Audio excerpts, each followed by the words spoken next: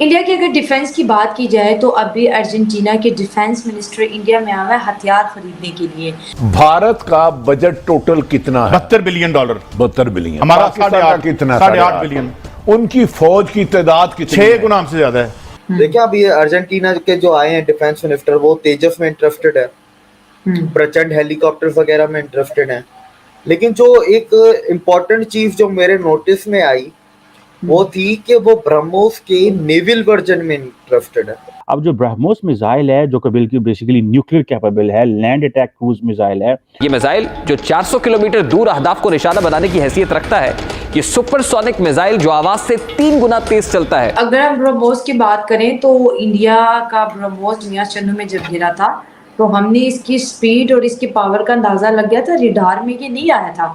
और good luck हमारी ये थी कि वॉर हेड नहीं था। अगर वॉर हेड होता तो मियां चंदूर इसके आसपास के जितनी भी छोटी छोटी बस्तियां थी वो तो खत्म हो जाती। ओ भाई, आप क्या चाहते हो? फौज को कमजोर करके इंडिया हर तीसरे दिन नाउज बिल्ला मेरे मुंह में खाक, हर तीसरे दिन कार पकड़ाए आपके। अक्सर लोग बड़े कश्मीर के मुद्दे पर अग्रेसिव हो जाते हैं, तो मैं अक्सर इस चीज़ से बड़ा डर जाती हूँ क्योंकि इंडिया ने अपनी जो ताकत है, जो उसकी डिफेंस ताकत है, अगर 15 मिनट में मुसलसल इस्तेमाल कर ली, हमारा पाकिस्तान तो वो अब मैं कहती हूँ 100 साल तक फिर दोबारा कभी नहीं उठ पाएगा।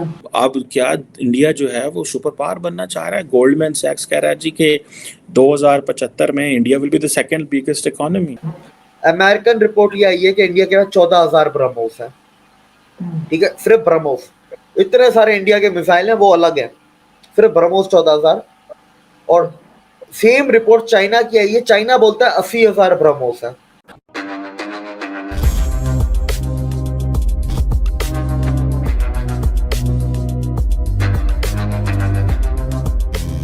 नमस्कार दोस्तों, अर्जेंटीना के डिफेंस मिनिस्टर भारत आए हुए हैं और उन्होंने भारत आकर के भारत के साथ काफ़ी सारे डिफेंस वेपन्स खरीदने की बात की है। उन्होंने कहा है कि भारत का फाइटर जेट एयरक्राफ्ट तेजस को खरीदेंगे और इसके साथ साथ भारत के ब्रह्मोस मिसाइल जो कि नेवल वेरिएंट है उसे भी खरीदने की इच्छा जताई है। और दोस्तों दूसरी तरफ आपने हमेशा से पाकिस्तानियों से ये बात सुनी होगी कि पाकिस्तान के पास न्यूक्लियर वेपन्स है और अगर पाकिस्तान और भारत की जंग होती है तो भारत कभी भी पाकिस्तान से नहीं जीत सकता है। लेकिन उन पाकिस्तानियों को इस बात की अंदाज़ा नहीं है कि भारत के पास न्यूक्लियर बॉम्ब्स के साथ साथ थर्मो न्यूक्लियर, हाइड्रो न्यूक्लियर और लेज़र वेपन्स भी मौजूद है, जिससे भारत चाहे तो पाकिस्तान को 15 मिनट के अंदर ही 100 साल पीछे भेज सकता है। लेकिन फिर भी भारत पाकिस्तान के साथ जंग नहीं चाहता है क्योंकि भारत को अपने डेवलपमेंट प्यारी है और इस फ्यूचर डेवलपमेंट के लिए भारत $9 ट्रिलियन इन्वेस्ट करने जा रहा है, जिसमें भारत अपने इंफ्रास्ट्रक्चर पर $9 ट्रिलियन खर्च करेगा, जिससे भारत अपने इंफ्रास्ट्रक्चर को डेवलप्ड कंट्रीज के इंफ्रास्ट्रक्चर से भी ऊपर बनाकर खड़ा करने जा रहा है। तो चलिए दोस्तों, इसी पर आगे पाकिस्तानी मीडिया का रिएक्शन देखते हैं। इंडिया की अगर डिफेंस की बात की जाए तो अभी अर्जेंटीना के डिफेंस मिनिस्टर इंडिया में आया है हथियार खरीदने के लिए। एक वक्त था इंडिया जो था हथियार जो था इंपोर्ट करता था और पाकिस्तान में बड़ा कहा जाता, भारत जो है बस हथियार खरीदता है, अपने लोगों के डेवलपमेंट पे जो है पैसा नहीं लगा रहा और बहुत ज़्यादा एग्रेसिव होता चला जा रहा है। लेकिन आज भारत जो है एक्सपोर्ट भी कर रहे हैं, तो जिस तरह भारत बढ़ता चला जा रहा है तो पाकिस्तान के वो जो सारे जो एक सोच थी, खाली प्लाव था, मेरे ख्याल से वो सारा पुलाव बगैर खाए जो है ख़राब हो चुका है और हज़म नहीं हो रहा बहुत से लोगों को कि ये इंडिया जो साथ बिल्कुल हमसाया मुल्क है हमारा, उसके अंदर जो है इतना बड़ा चेंज आ रहा है। इन लोगों को ये चीज़ हज़म नहीं हो रही कि इंडिया अपने लोगों पे पैसा लगा भी रहा है, हथियार बाहर से खरीद भी रहा है और अपने हथियार बाहर बेच भी रहा है। करेक्ट है। तो अब ये तीनों चीजें साथ से साथ कैसे चल रही हैं, ये चीज इनसे बर्दाश्त नहीं हो रही। देखिए अभी अर्जेंटीना के जो आए हैं डिफेंस मिनिस्टर, वो तेजस में इंटरेस्टेड है, प्रचंड हेलीकॉप्टर्स वगैरह में इंटरेस्टेड है। लेकिन जो एक इम्पोर्टेंट चीज जो मेरे नोटिस में आई वो थी कि वो ब्रह्मोस के नेवल वर्जन में इंटरेस्टेड है। और देखें, ब्रह्मोस हर मुल्क को नहीं देगा इंडिया, क्योंकि ब्रह्मोस दुनिया का सबसे elite number 1 super cruise missile है, सुपरसोनिक क्रूज मिसाइल है।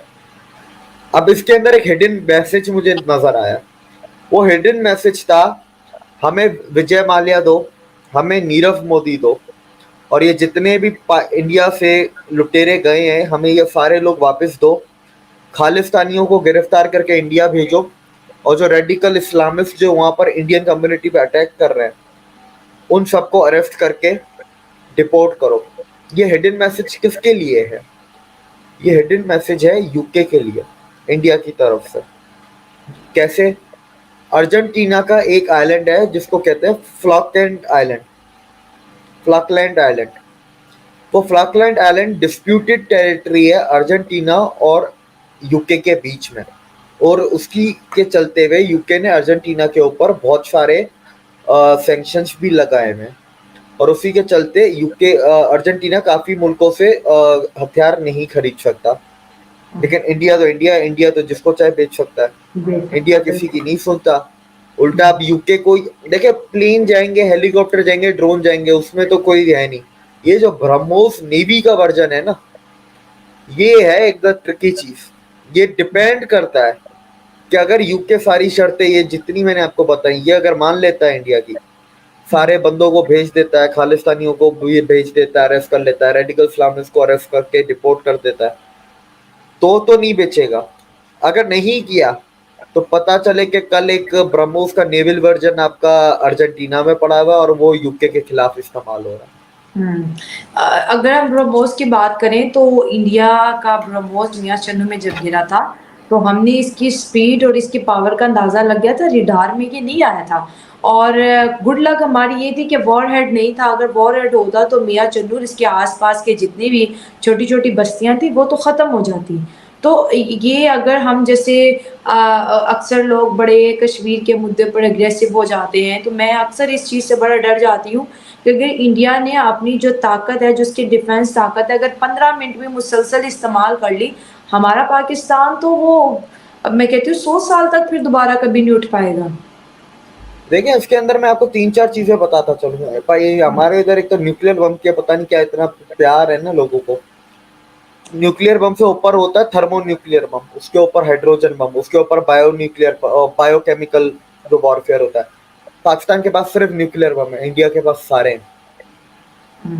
पहली चीज, और वो न्यूक्लियर बम से ज्यादा खतरनाक होते हैं। ये ऊपर जैसे थर्मो न्यूक्लियर उससे ज्यादा खतरनाक, हाइड्रोजन उससे खतरनाक, बायोकेमिकल। इसके बाद अब इसमें 2 चीजें और होती हैं कि आप सामने वाली कंट्री के न्यूक्लियर वेपन को किस तरह न्यूट्रलाइज करेंगे। उसमें एक आपका ईएमपी आ जाता है और दूसरा आपका लेजर वेपन आ जाता है। ये दोनों भी इंडिया के पास है।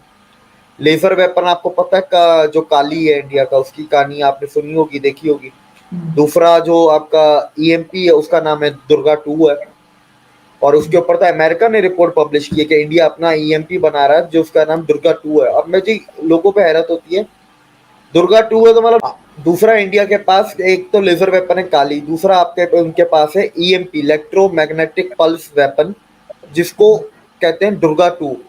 और ये कहाँ से पता चला? ये अमेरिकन डॉक्यूमेंट्स, अमेरिकन रिपोर्ट्स बाहर आई हैं। उसके बाद में जाहिर सी बात है इंडिया ने भी उसका जवाब दिया, डीआरडीओ ने भी दिया, पर इसकी शुरुआत क्या हुई? अमेरिका ने बताया। दुर्गा 2 मतलब कि दुर्गा 1 उनका रेडी है, दुर्गा 2 पे वो काम कर रहे हैं। ईएमपी है, EMP is like electromagnetic pulse. में यहाँ से एक वेव छोड़ूंगा जो किसी को नजर नहीं आएगी, पर उस वेव के दायरे में जितने भी इलेक्ट्रॉनिक आइटम्स होंगे वो सारे खराब हो जाएंगे। लैपटॉप चलेगा नहीं, मोबाइल चलेगा नहीं, मिसाइल उड़ेगा नहीं। देखने में मिसाइल ठीक ठाक है पर अंदर उसका सर्किट वायरिंग खराब हो गई, वो उड़ेगा नहीं।